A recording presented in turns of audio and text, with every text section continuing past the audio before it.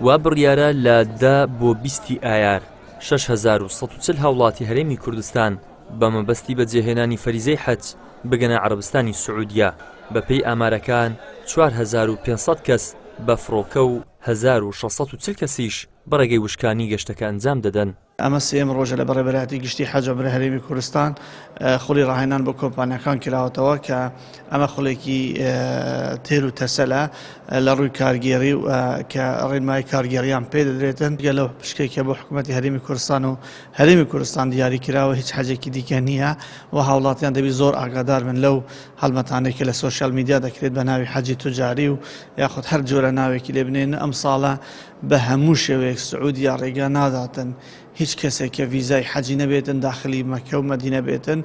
هەر هاوڵاتیەک بەنیاز بێت بەشداری پرۆسەی حەجی ئەمساڵ بکات ئەوا دەبێت 3 جۆر ڤاکسین بەناوەکانی ئەنفلۆنزا، سەحایا، سونایی کیبار بە 2 ژەم وەربگرێت.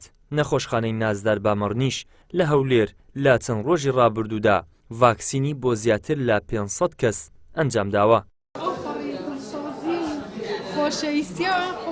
هاوڵاتیان بە تامەزرۆییەوە خۆیان بۆ گەشتەکەیان بۆ سوعودیە و ئەنجامدانی ئەو فەریزە مبارەکە ئامادە دەکەن کە چەندین ساڵە لە چاوەڕوانیدان بۆی. ئەوان پێداویستیەکانی گەشتەکەیان ئامادە کردووە و بەشێکیان بە خانەوادەیی و بەشێکی تریشیان بە تەنها گەشتەکە ئەنجام دەدەن. ئەوەندەی لە توانە و هێز و قووەتماندابێ خۆمان ئامادە کردووە ئەوەی دیکانیش بە تەمان خوای گەورە لێی گەڕێین.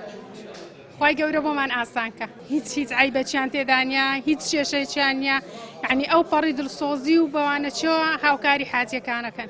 بەخۆی عومرەکمان کرد ینی زۆر برێم ئەومان لە بۆ حەزی ڕۆی کە حەزی بکەین دوای بخۆ بە خێزانماتم خۆمان نوویسی خوا ڕەحمی کرد ناومان دەرچوو بە جەوەکی دڵسۆز و ئیمانی بە زۆر بە قووەت خۆمان ئامادە کردیە و ینی وا ئازانم ئێستا من ینی دەستمە شوێنێکی وازم هە دەڕۆم ئەنجمە بەهشتی ینی ئەوها بەو جەوەی خۆم ئامادە کردە لە بۆ ئەمن لە 2017 ناوی خۆم نووسی ئەو سار ناوم دەرچووە ناوم گەڕایتەوە الحەمدولیلا.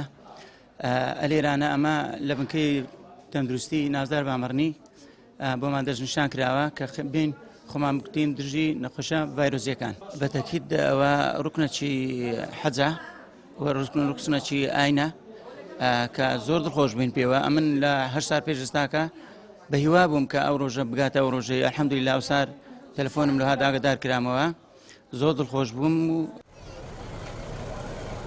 هەر هاوڵاتیەک بەڕێگەی وشکانی سەفەر بکات بڕی 5 ملیۆن و 500 هەزار دیناری لێوەردەگیرێت. بڕی 7 ملیۆن دیناریش بۆ ئەو هاوڵاتیان نەدیاری کراوە کە بە فڕۆکە سەفەر دەکەن. ڕۆژی 10 چواری 2025ش یەکەم کاروانی هاوڵاتیانی هەرێم بۆ بەجێگەیاندنی فەریزەی حەج بەرەو عەرەبستانی سوعودیا بەڕێدەکەون. ئیدریس محەممەد کەناڵی ئاسمانی پەیام هەولێر.